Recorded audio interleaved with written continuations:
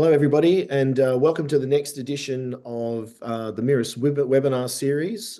Today, we're going to be talking about a very, very important topic, something that we're very passionate about, and we've been working with Stuart Brown on trying to understand what a report card looks like if it was produced by us, by the industry, for the industry. So a preview to the Aged Care Effectiveness Index, and we've got a great panel with us today, and we look forward to discussing this with you. But first, acknowledgement of country. We acknowledge the traditional custodians of the country throughout Australia and their connections to land, sea, and community, and we pay our respects to the elders past and present and extend that respect to all Aboriginal and Torres Strait Islander people today. As always, if you are a professional who is connecting CPD points, this session, 1 hour, qualifies for 1 CPD point, so don't forget to log that.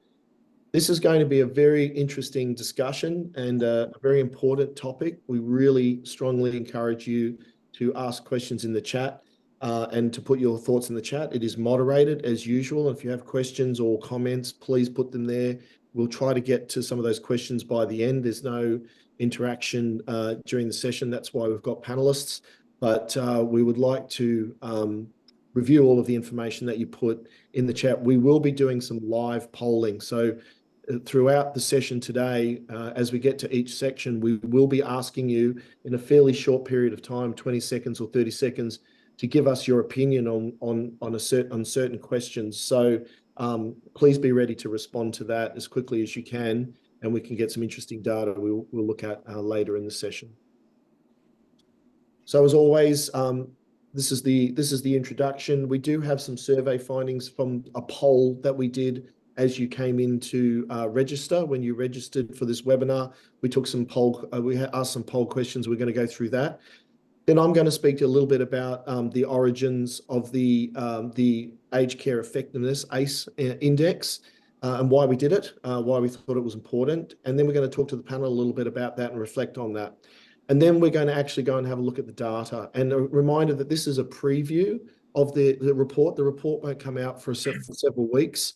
But this is a preview. We wanted to really do this webinar and talk to the panelists about why this was important before we produce the report, we'll finalise the report, but also to go through the data and have a little bit of a talk with you about it. And this webinar has been very well supported by nearly 600 industry participants. So welcome to everyone.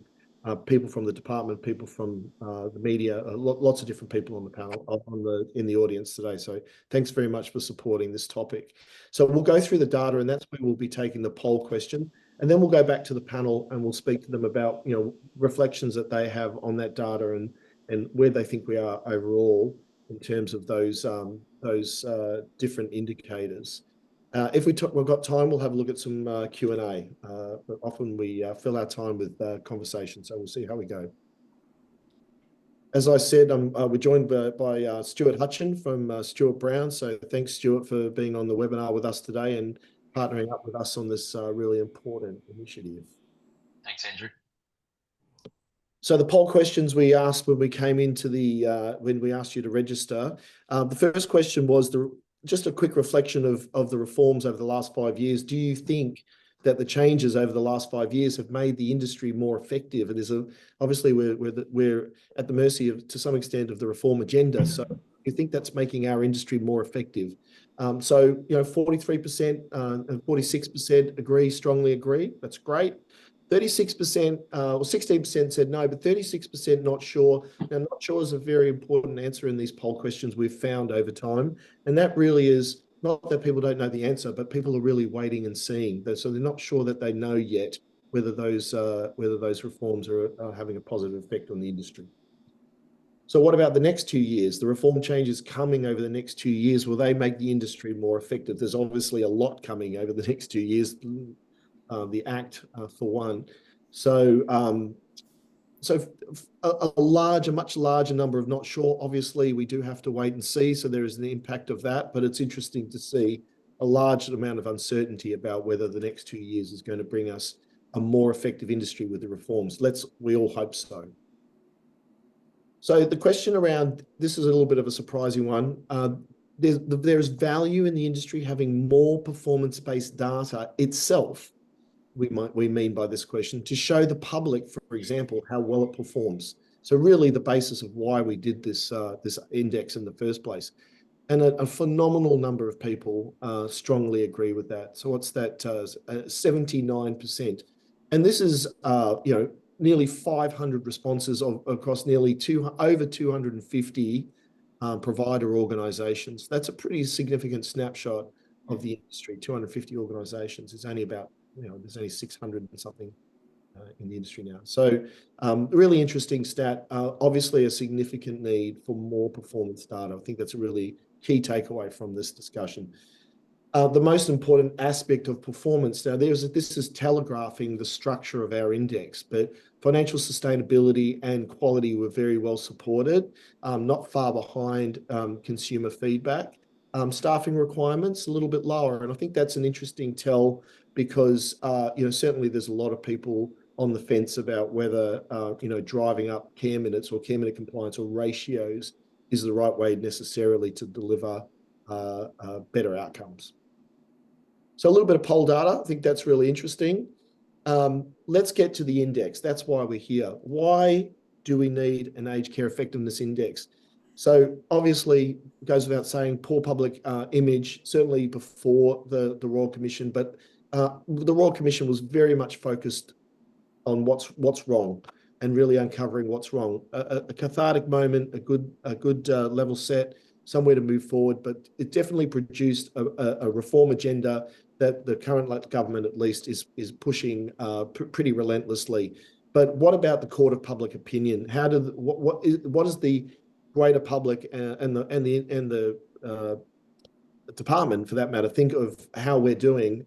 Is that well informed? Is that fair?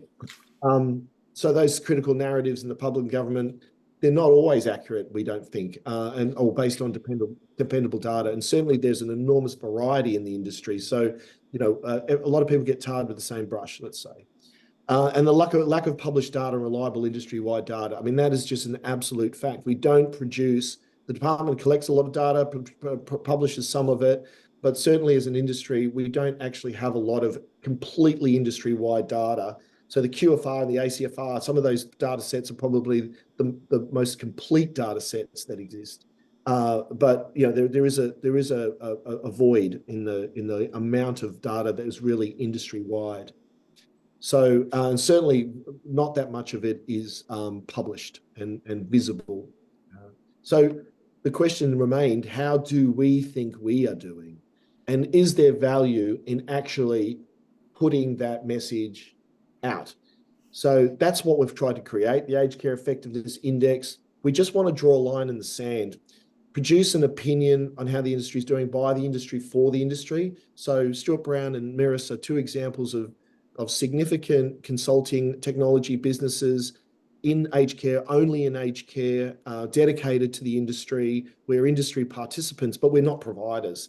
So there's a little bit of objectivity there, a little bit of independence that we're creating these data sets and managing and producing this information to say, this is where we are. But we really want the industry to acknowledge where they think they are. And that's one of the things we're going to do today. And that's one of the things we're going to do with the report. So what is the data that we actually have available? What is the data that's available that we can use? Let's rate ourselves on that data fairly. Let's just try to be honest. We're trying to focus on where we are right now, what's maybe got us to here, but also what we think is going to be important about how well or badly that is going to change going forward. So what did we have to think about when we thought about data? Obviously, we needed relevant metrics. So what are the metrics that we think are the most relevant for rating ourselves? And you can think about a balanced scorecard. Steve Pesci reminded us of that. We've sort of ended up in roughly in that space. But what are the metrics that we consider to be relevant for scoring ourselves? But also what information is valid and reliable, and how can we make sure that we have some consistent information that over time we can rely on? We have been at times a victim of being too reliant on small data sets. Comparability, we wanted to try to create something that over time would be comparable. We think trending is very important. One of the panelists made a really great point about we're reliant too much on historical and lag information at this point. We need to get a little bit better at showing trends and looking forward. And transparency, we want to make sure that we're very transparent about how we're arriving at these conclusions, or how we arrive at this information, and how we calculate everything to make sure there's nothing hidden. That's not the point of it. So what is the index? So the index that we've constructed looks like this. So we think, and these aren't in any particular order, they're equally weighted. So achieving financial sustainability, we think, is important, because if the industry is not there, then the rest of it doesn't matter. So financial sustainability is a really interesting question. We've got a lot of data about that. So you'll see when we go into data, we have a lot more data financially than most other things. But is the industry sustainable? But not just sustainable now, but also sustainable enough to create the capacity to keep growing and keep providing the services, the utility, if you like, for the population as we go forward. Quality, there has to be something about quality. It's such a big part of the industry and the way that we work. It obviously relates so directly to residents and their care.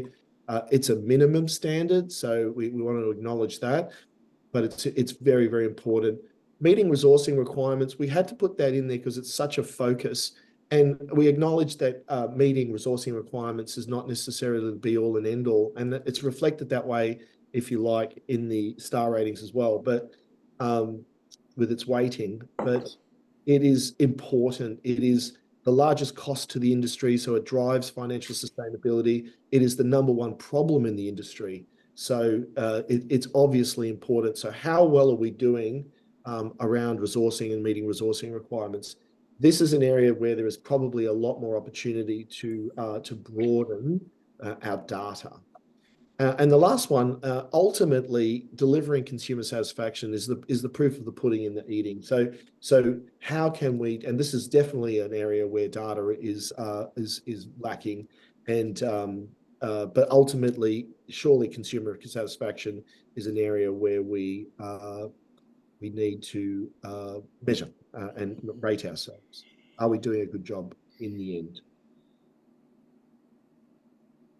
So with that said, that's what we're presenting as the Aged Care Effectiveness Index. And I'll go into the data in a minute, and we'll look at the kind of data that we can see and what conclusions we can draw from it without actually jumping to the answer.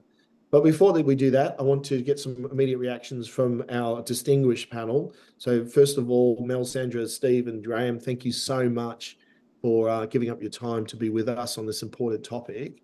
I'd like to just ask you a couple of minutes each, just for your own thoughts and reflections with the perspective of your business and your view of the industry, how important you think this is, or what are the pros and cons and the benefits and pitfalls that we might face. So Mel, why don't you start us off? Sure thing. Thanks, Andrew. And hi, everyone online. A couple of things that jump out at me. Love the vision and love the language around collecting some of this data. We're in this post-Royal Commission phase at the moment where everything just has such a negative connotation, you know, and we're put up against each other and public facing in a way that we know that there's incredible things that happen in our industry every day. But to try and find that information is it's presented in such a punitive and negative connotation. So I think the way some of these questions you're approaching is a really positive thing, and that helps reset that narrative and change the conversation about our sector as a whole. I think a couple of things also jump out at me. One, we've just got to make sure, I actually think we're drowning in data. There is so much data out there, and we're all working hard within our organisations to present that how we see fit. So I think we need to just make sure, what are we collecting and is it meaningful? And that especially jumps out at me in our resident satisfaction. The way that's being collected at the moment, reported on, is meaningless. We've got our residents saying, please stop surveying us. We're sick of it. So I think there's a great opportunity about how to collect that data. And just lastly, we've just got to be careful not to lump the whole industry in together. I think this is the problem that we're having at the moment, where we are all so unique. our regional partners, Metro, for-profit, not-for-profit, and at the moment we all go in together. And I think there's got to be some distinction and understanding and validation of that data about where we're locating and the services that we're operating. I better hand over to the other panel members. I can keep talking all day. No, that's great. And we'll have more time later to reflect on it more broadly, but thanks so much for those thoughts, Mel. Sandra, do you want to go next? Yes, thanks, Andrew. First of all, to Miris and Stuart Brown, a great initiative. In the interest of continuous improvement, I think what you're doing is really excellent. We're on a journey, and I think it's a great journey, and these are great questions. I was the one that raised the issue around lag data. Why did I say that? Because when I look at our quality care advisory bodies that many of you hopefully have running, it sort of dawned on me that in fact, it was the first time that we'd actually ever looked at a collective view of our services. We actually looked at them, financial, quality, but this was the first chance. And one of the problems was that it was 6 months. You were actually looking at data that was 6 months old. And there's plenty of other examples where we actually provide data to government and it's really old. For Benetas, we've been looking at this area for quite some time. We're really excited by it. We love data. We've invested a lot in data, in technology. For me, I want information that we can use on the ground, in-time data that I can give to the staff. The staff can have a dashboard, whether they're home care, retirement living or community, residential, and they can actually use it to run their business. But then we need to actually get that data and look at using it for trending, okay? So what are the trends, what's happening over time? And then finally, looking at predictive analysis. So looking at, our strategic plan. You talked about the balanced scorecard. Well, the fifth area for me of the balanced scorecard, I've just added my strategy. But that's, when you've got all that data, you can use that to assist you develop up your strat directions. So I think there's some really good stuff here. Yeah, such a great question there about that fifth pillar strategy. It's a really good question, probably for another day. To what extent does the industry have control of its own strategy? It's a really good question. Steve, what are your first thoughts? Well, thanks, Andrew, for the invite, and also Stuart Brown. I love this topic. This to me has been important. I've been on this bandwagon for years. Why is benchmarking and indexes important? Well, every business needs to focus on something, and what do you do by creating something like this? You focus on it, and then by focusing on it, you improve it. So it's good to know that the sector is beginning to go that way. For me, industry benchmarks are a great place to start, but they can also be a blunt instrument. And I do acknowledge exactly what Mel has said. From my perspective, looking at individual organisations, and there's a swag load of providers out there, benchmarking needs to reflect, business model and scale. You're a big organisation or small, community size and location. Are you in the bush? Are you in metro? Because our metro site runs completely different to our sites in regional. We don't have problems in metro with people. There are lots of people. You do in regional. So therefore your business drivers are different. And maturity of your organisation. You can be a young organisation. You can be an older organisation. You could have just commissioned, or, these things need to be taken into account. So if you have one number, it can be dangerous and not applicable. Our own organisation has invested heavily in a balanced scorecard. That's been mentioned before. What I do like is the fact that the things, or the four that you've focused on, absolutely mirror balanced scorecard. You've got customer, you've got systems and processes, you've got your staff, and you've got your financials. So you've covered off on everything correctly. So for me, the issue will be about how do you display the data? You've first got to get the data. You've said that one. There's a lot of data out there, but we've all got to be able to get it, and someone's got to be able to analyse it. It's got to be then critically analysed to make certain it's real. And we've got to pick the right things. And I think there's a big discussion around that. Resourcing, what is it? I don't think it's care minutes.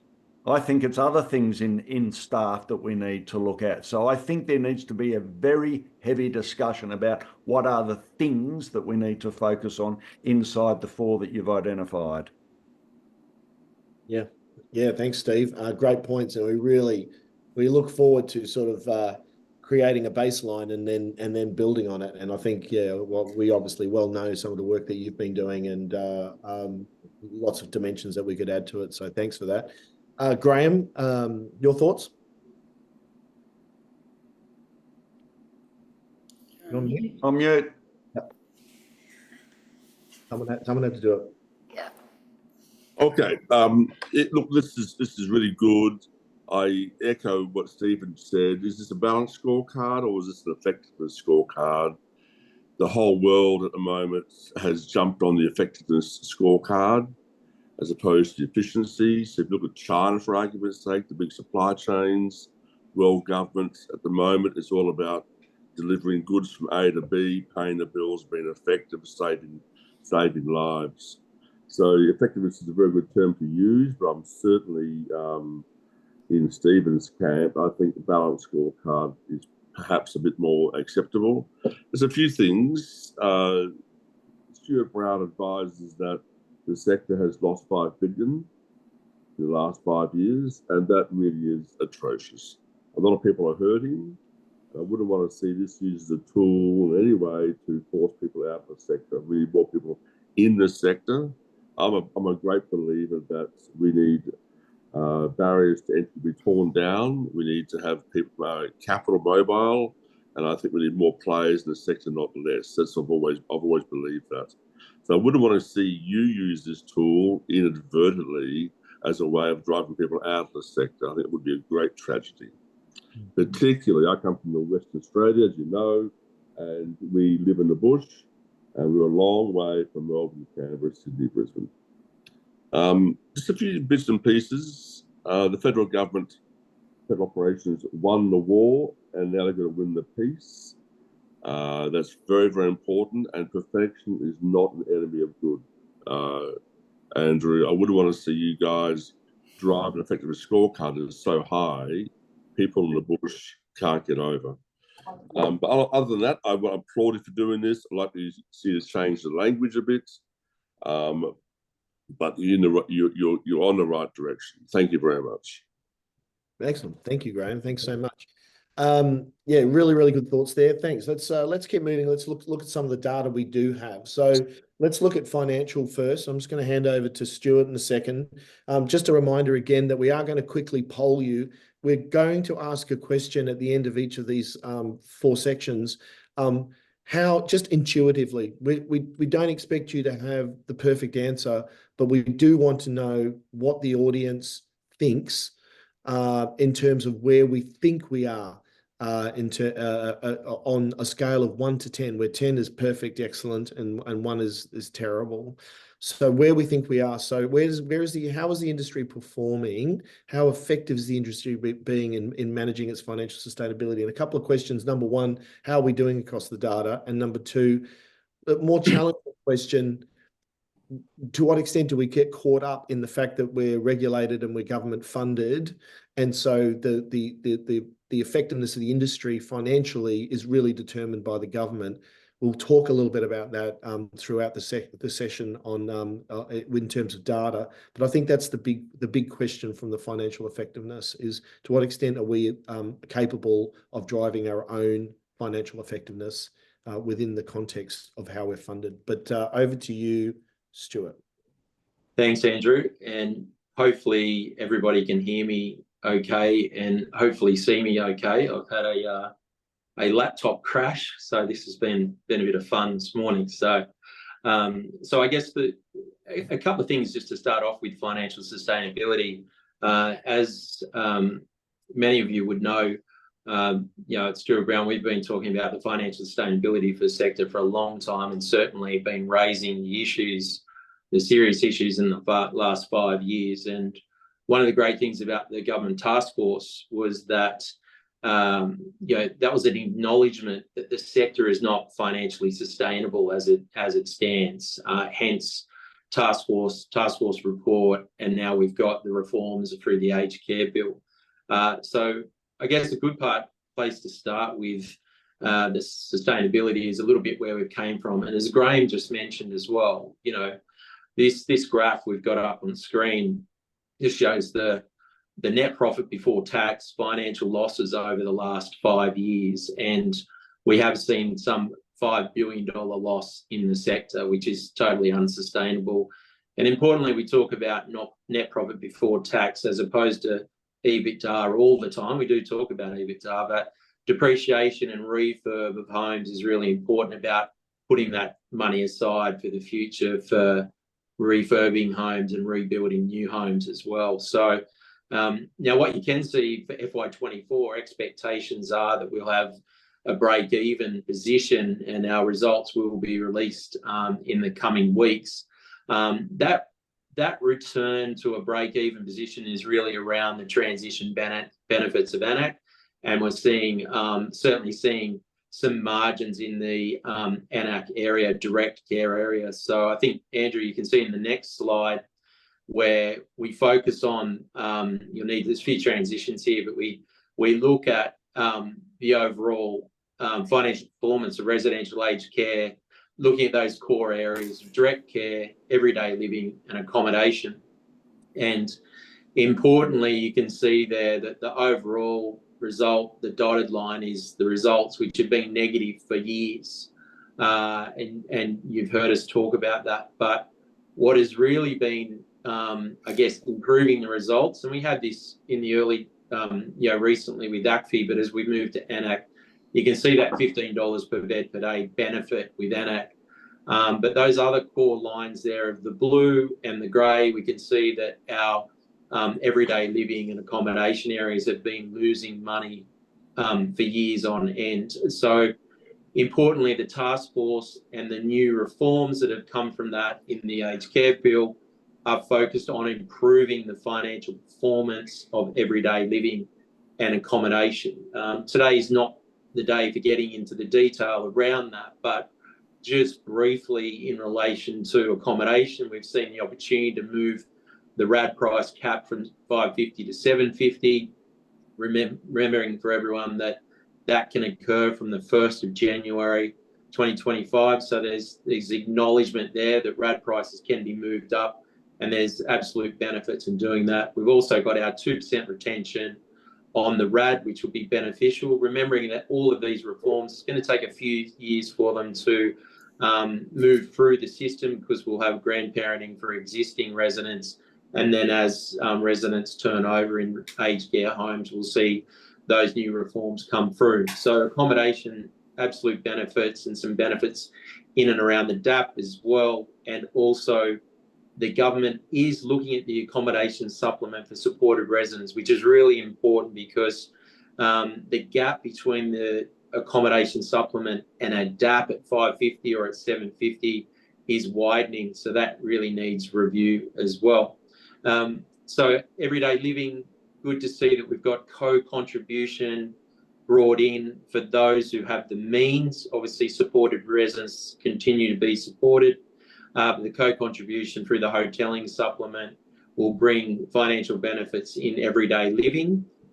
We think there's still some review to go on in relation to the current hotelling, the level or the value of the hotelling supplement to cover the true cost of everyday living. And you can see in the most recent HACPA report that they've suggested there's a $4.30 gap. Our numbers are telling us there's a gap of closer to $7 or $8 in the current hotelling supplement, and even once we move to the $14, 1 July 2025. So it's a good result. I think once we get the costs and the supplement meeting each other, I think there's even better opportunities for financial sustainability going forward. But one of the critical areas, and on the next slide, Andrew, we can see that, of course, because of the financial sustainability of the sector in recent years, there has not been a lot of investment in new residential aged care beds and also refurbing beds. And the key takeaways from this slide is really, at the moment in 2024, we've probably got about 8,000 operational residential aged care beds. Approved beds is probably 221,000. The difference being beds that aren't online, aren't being run, and some beds even haven't been built. But the critical areas, even if you look at 2030, where the data is telling us that we're going to need another 40,000 beds. Will they be built? That's going to be difficult to see given the timeline to build a new bed. And out to 2040 and beyond, we're looking at another 350,000. So the availability of residential aged care beds, along with staffing, are probably the two critical things moving into the future with residential aged care. So I guess if we now move on, Andrew, I think, where is the opportunity and where will financial sustainability be? And we're very positive about the financial sustainability of the sector moving forward, given the reforms that are coming in.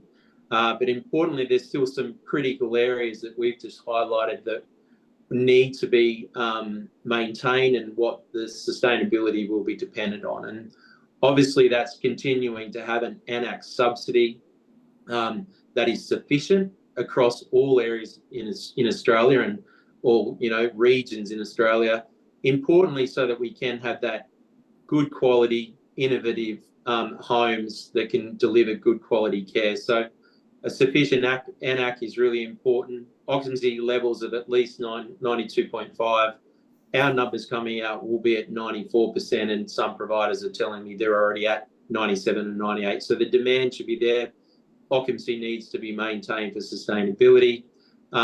Increasing accommodation price, we've talked about that, but that's really important for all providers to be looking at their prices in relation to getting them to the right level. The impact with the retention will flow through that as well, and of course the DAP pricing. Hotelling supplement, I've already mentioned, critical that hotelling supplement covers the cost of everyday living at a base level, not including additional services. So that's a particular area of focus as well. We've been talking about having a floor on the MPIR for the DAP, so it doesn't drop below 8%, and it's more based on a weighted average cost of capital. So that's under review as well. Increasing accommodation supplement, I've just mentioned earlier, and of course making sure that there's applicable funding for thin markets across Australia that operate differently to homes in major cities and regional areas. So that's a really important area, and that residents or consumers who need to be supported are continue to be supported. So sustainability and why do we need it, of course, is the cost we're hearing to build a residential aged care bed is around 500,000, including the land and buildings. And of course, there's organisations out there and areas where the cost is higher, and building costs have been going up year on year, as we all know, significantly. So what we're talking about is getting an EBITDA return of $20,000 per bed per annum, which is a return on capital of 4%. Now, that's not high in commercial terms, and we really see that as a starting point for the sector, not an end point. And I know Graham and I spoke earlier this week that we're really looking at per bed per annum amounts that should be higher than that. So, Andrew, my last slide, just to finish off on this financial sustainability, is we've been able to model the reforms, and you may have seen a report we released last week, and if you haven't, certainly contact us. But we've done the scenario modelling around the hotelling supplement, around the RAD pricing and the retentions, and progressively bringing increases to RAD pricing in. But for time today, what we're really talking about is we work through the cycle of new residents coming in. Once we get out to the reforms being fully implemented by FY29, we should be hitting a $20,000 per bed per annum EBITDA result for residential aged care. If you're in major cities, MMM1 for the modified Monash model, we should be seeing $24,000. And again, these are looking at averages, and providers will be able to flex their accommodation areas, and they'll be able to flex their hotelling areas as well. So from our point of view, Andrew, I think there's a real opportunity for the sector to get on a more financially sustainable footing going forward. And I'm thinking that this index is going to help to continue to, I guess, have the data to allow providers that they can have some courage to invest and rebuild going forward to meet the demand of residential aged care, with obviously the boomers coming in as well, and then flow in to deliver the next critical areas that you're going to talk about in relation to resourcing and quality areas within residential aged care. Thanks, Stuart. All right, so that's just a little bit of a snapshot towards what will be in the index in the final report. But we wanted to now poll you to ask you, based on where you feel we are financially as an industry ourselves. So where do we think we are? And obviously a component of this is how effective we're being at managing ourselves. Certainly things like accommodation revenue and accommodation prices have not kept pace with housing prices in most markets where providers are. But generally for the industry, where do we think we are? And I think Stuart's painted some hope there, but a little bit further on when we talk about some other data related to care minutes, we'll also be putting the challenge back about how well we're doing it at managing the funds we do have ourselves and our businesses as businesses. And again, back to the points that the panel made earlier on, that does vary greatly depending on how new or old you are, where you are, public, private, so what your financial goals are, and certainly scale as well. So that they're very important. So we have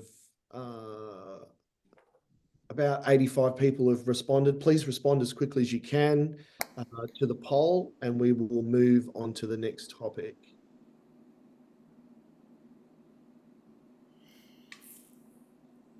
All right, so the next topic is quality standards. So the question I want to ask here is, how is the industry doing against metrics? So we're going to have a little bit of a look at that. And then the other question is, to what extent is meeting the quality standards, the minimum requirements, a high enough standard for us to set ourselves? And what other data do you think what would we need? And this doesn't have to be answered now, but I think this is the question it's begging is, we do provide the department with a bunch of data, and we do capture data ourselves, but to what extent do we need more industry-wide data sets that tell us how we think we're doing from a quality point of view?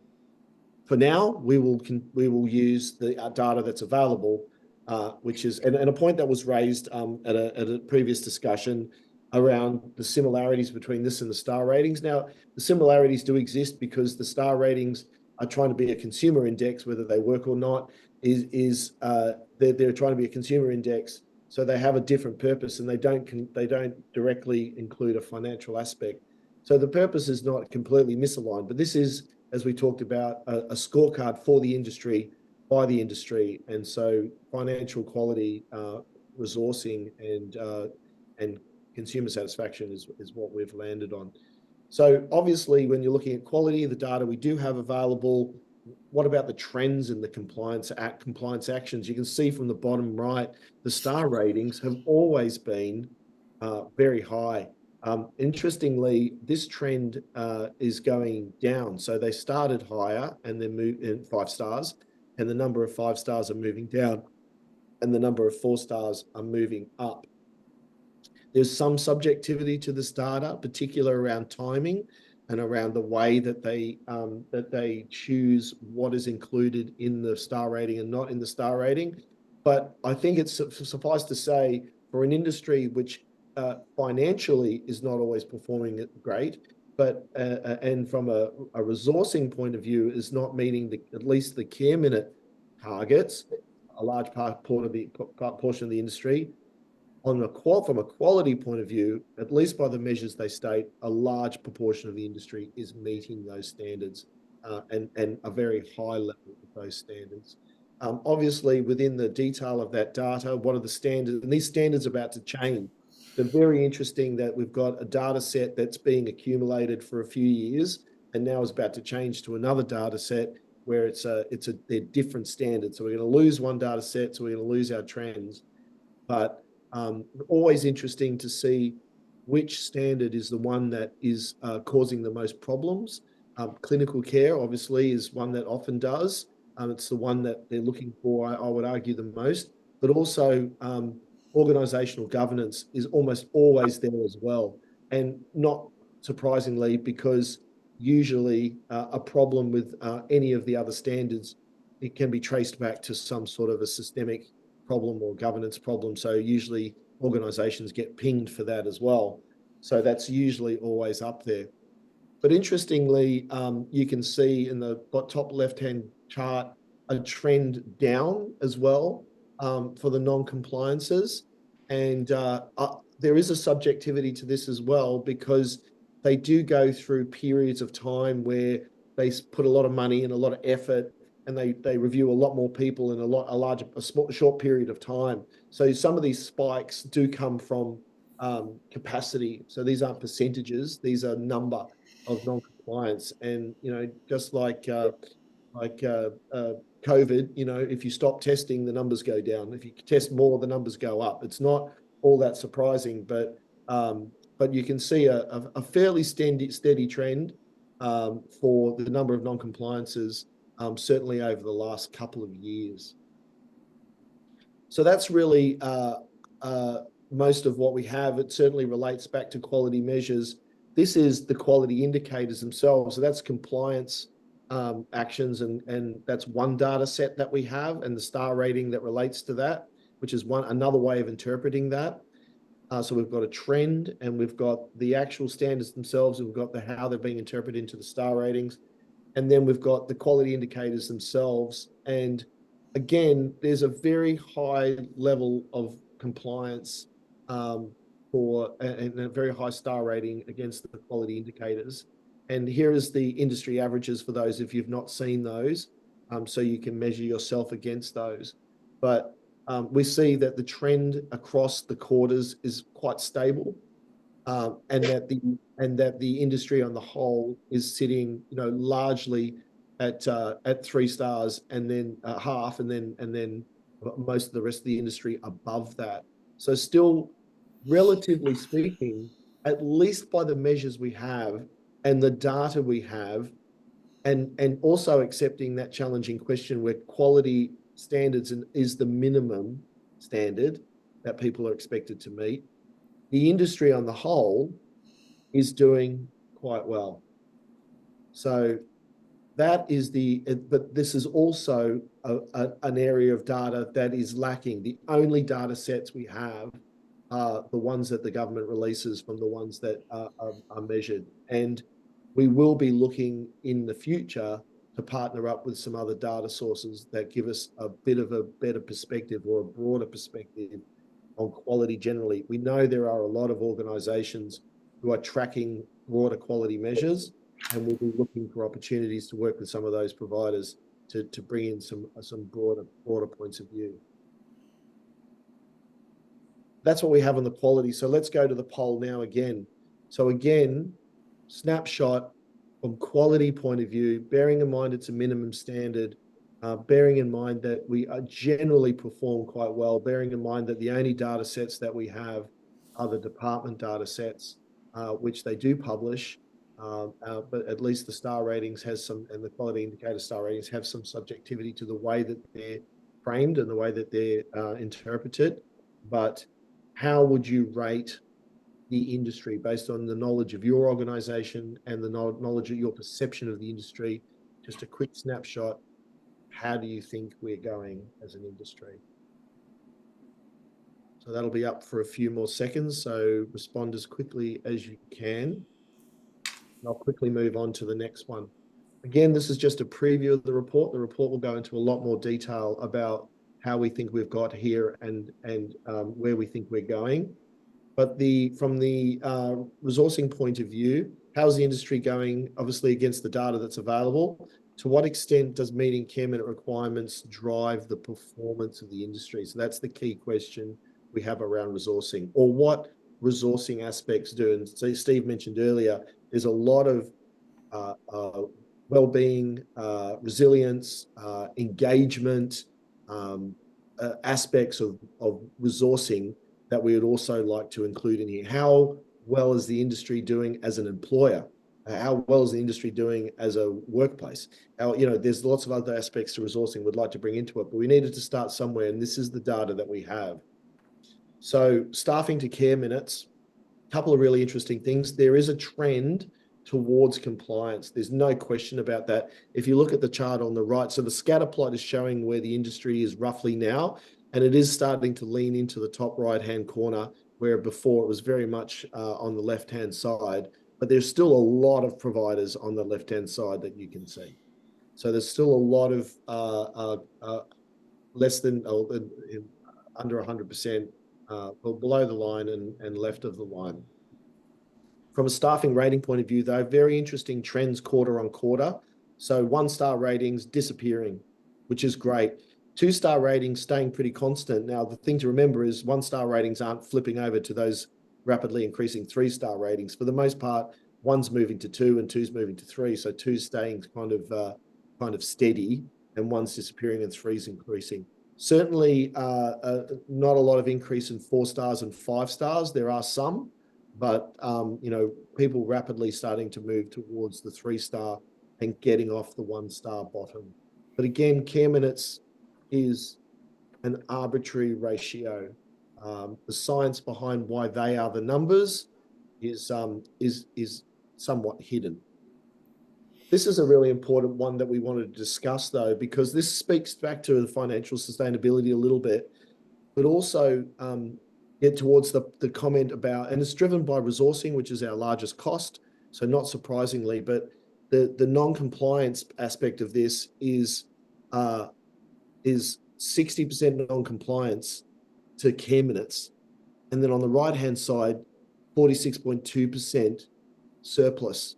So what is the correlation between those two? We'll see on the next slide, but we wanted to point out here that 23.5% is the number of people who are compliant and in surplus. So there is a proportion of the industry, at least by the AFR data, QFR data that we've used, that there is a proportion of the industry that are achieving a surplus and compliance. On the other hand, generally speaking, there is a significant correlation, almost perfect correlation, between non-compliance and surplus, and compliance and deficit. So there is still, the industry is still adjusting to figuring out, after 10 plus years of ACFI, figuring out how to make the narrow margins available in care funding in ANAC work. And now we've got some signals with the reform agendas to increase revenue in other parts of our business. That is where the future of our financial sustainability lies. So moving a bit quicker now, if we are largely still 50% of the industry is not meeting its care minutes, but we can see that that is being driven by financial outcomes, at least to some extent, and we acknowledge that to some extent, care minutes as a construct has an arbitrary nature to it. Where do you think we are in terms of meeting our resourcing obligations in the industry? Your organisation, the industry on itself. Again, this is a poll. This is an index by the industry for the industry. Where do we think we are in terms of meeting our resourcing obligations in our organisations? Given that our qualities are right, given that we're under financial pressure, where do we think we are with our resourcing requirements? How would you rate us out of 10? Score us out of 10. How well are we doing to meeting our resourcing requirements?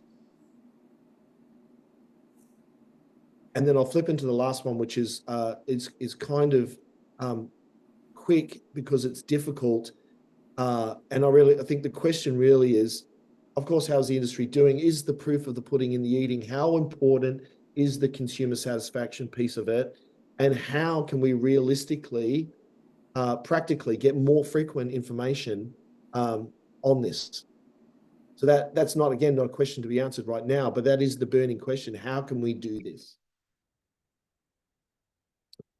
This is the customer satisfaction information we have. There's not a lot. It's done once every year. It's kind of static. Back to the point about trend information, it's one of the most difficult components, but it's good to see we've got right off the bottom. So the nevers have moved. There's significant proportions of always. People are sitting at the 3 or 4 stars.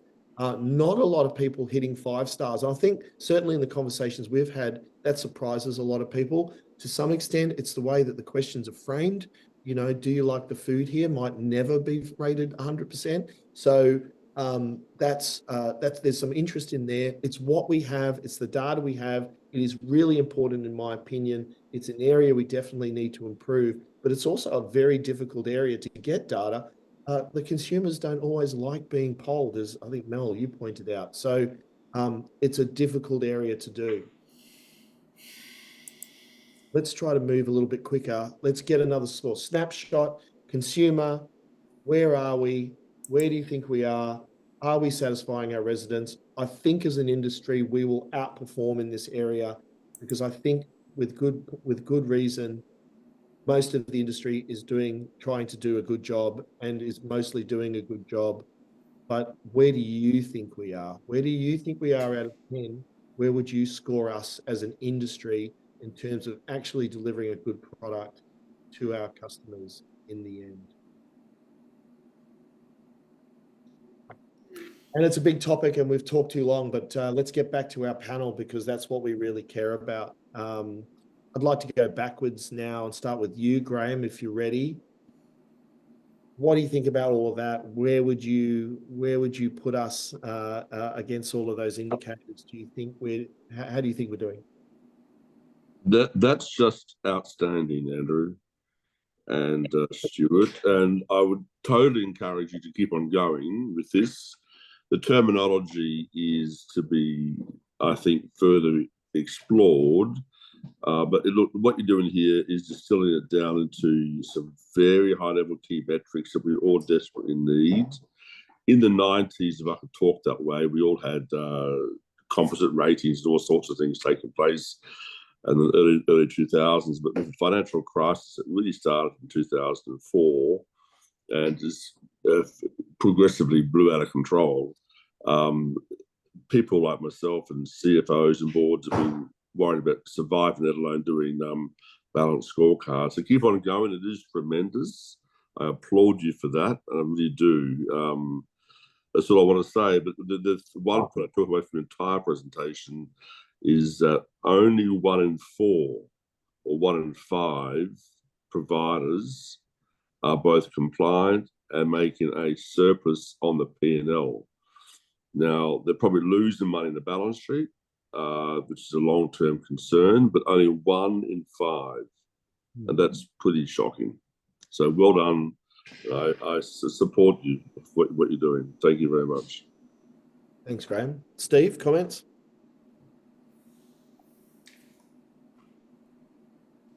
Steve, you on? Thank you, Andrew. Look, for me, I'll start with some high-level comments before I actually do give a score. First one, collection of data. We've got data is everything. Unless you've got the right data, you can't do this. So that is important. I don't know how many providers out there have actually got online real-time data.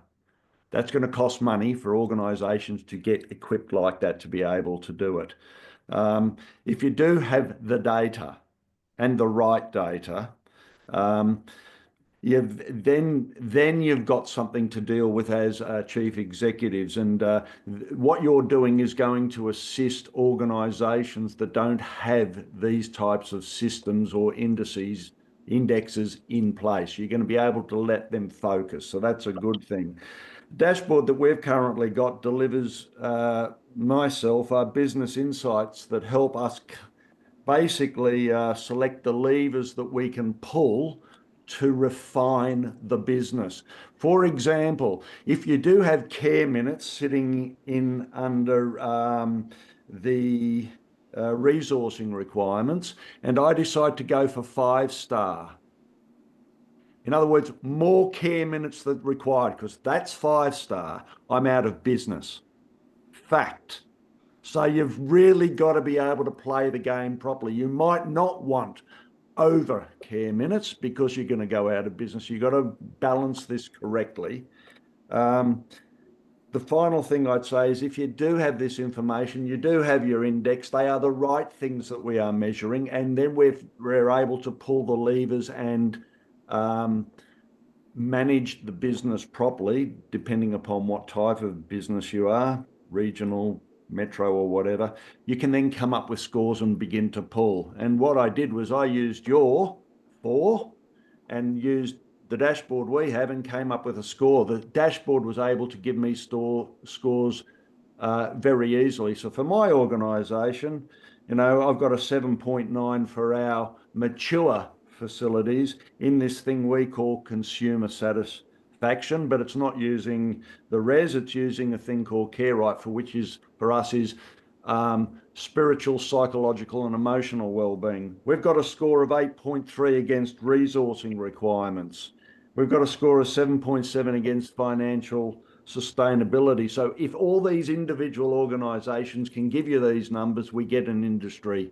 So you are going in absolutely the right way. As I said, the devil is in the detail and we've got to get that right. But it's a great start. Yeah, thanks. And remember that this is not an index that where your individual performance is published. This is information you can take back to your own executives and your own boardrooms and decide whether you're in which percentile you think you're in and whether you think you're making the industry better or dragging it down. Sandra, what are your thoughts? Thanks, Andrew. I'll be really quick because Melissa needs to have her say. I'm going to focus on the quality and the customer feedback. I mean, really, I think we all know that all the ways in which we collect customer experience, customer satisfaction, quality of life indicators needs a complete rethink. It's been reviewed at present. But the key question is, how are care minutes translating to quality care? How are we measuring quality of care? It's just not there. And, just because you might provide the allocated number of care minutes doesn't mean that you're providing quality of care. No, it doesn't. So I think that's a key area of focus for your services. I mean, Stephen touched on it. We provide a lot of pastoral care, health and wellbeing focus, a whole range of leisure and lifestyle. If you speak to consumers in your services, they will say, we would like more of these people on the weekend than nurses. But nobody's asking him that question, and I think there's a real opportunity there for us. Thank you. It's not included in care minutes. Mel, thanks, Sandra. Thanks, Sandra. And I could almost verbatim echo what Sandra has just said there. I thought I'll focus on quality and consumer. Do you know, no one in this whole reform agenda has ever asked us as providers what questions we should ask our residents. And this is where the opportunity is. You saw those questions that were up there, the way they're asked by an outsider coming in. If you've just had a boiled egg instead of scrambled eggs, you're probably going to be a bit cranky as a one-off. So the opportunity is that we can ask meaningful questions, to Sandra's point, where we know exactly that. Our resis love stuff happening on weekends. We need to do more of that, but it's not counted in our quality indication sort of data. So I think that's where the biggest opportunity is reframing what does good look like to our residents, and let's ask them those questions and reflect that in the data. I can't wait to see what your poll data says, because again, for those of us who have been around living through the Royal Commission, no one's actually ever asked us as providers how we feel and how we're going. It's always been in the opposite. So what a great way to restart the whole conversation. Well, let's do it, Dottie. Let's do the big reveal. Can everybody see that, or I have to say it out loud? No, I can see it. I can see it. Yep. There you go. Stuart. A weighted average, but everyone's pitching us. Most people are pitching us in the sort of 5 to 6. That's interesting. What about the next one? 5 to 6 for financial sustainability.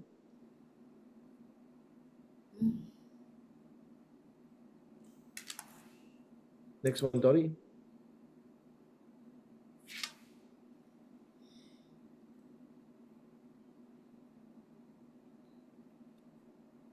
Quality looks like a little bit higher. Everyone's pitching us in the 7 to 8 for quality. Okay. Next one.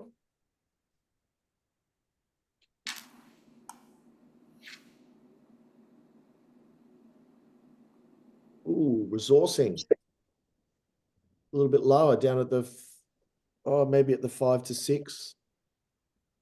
We'll definitely get averages out of these later. We're planning on in the report including this poll snapshot just for interest.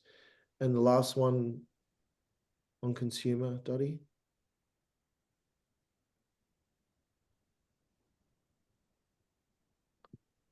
All right, a bit higher, 8. Let's call that an 8. So we've got about let's call it a 5.5, a 7.5, a 5.5, and an 8. So financial 5.5, quality 7.5, resourcing 5.5, and consumer 8. There you go. I actually think they're pretty reasonable. What do you guys think? Anybody have a comment on that? Close to the mark. Yeah, it has a good gut feel to it. That is all we have time for. We're 1 minute over. In actual fact, I did want to do a little shameless plug for Mirus Metrics. Now, Mirus Metrics is the only ANAC management system that's been built. If you're using spreadsheets or BI, that is not the same thing as using a proper application. The point I want to make about Mirus Metrics, though, is we already have 90,000 beds of data inside Mirus Metrics. This is an example where if we could get the whole industry onto metrics, we could actually have a platform where we could collect better data that could help feed this kind of reporting. So if you're not on one of the half of the industry that are on Mirus Metrics, please reach out to us and have a look at it. It costs a fraction of your funding, and it does give us an industry-wide platform. That is why we spent millions of dollars building it. It's an industry platform. So please think about that, if I can ask you one thing. And then the last thing I want to leave you with is we are going to write a report. It is going to come out around the time of the national conference. So it's a great opportunity for us all to be together and talk about it a bit more. If you do want to register to get it, make sure you get one of the first copies of the report. Please register. We want to know who wants it first, and we want to know how much interest there is out there for that. But otherwise, thank you so much for listening to this preview. Thank you so much to Steve and Mel and Sandra and Graham for giving us your time. These webinars do not work anywhere near as well without lovely folk as yourself giving up their time to come and talk about these issues live and somewhat unprepared. So thank you very much for going with us on this, and really appreciate that. Thank you to everybody who's turned up and listened, and who will listen to the recording after this. And stay tuned for that report. We're looking forward to bringing it to you very, very soon. Thanks, Stuart, for participating as well.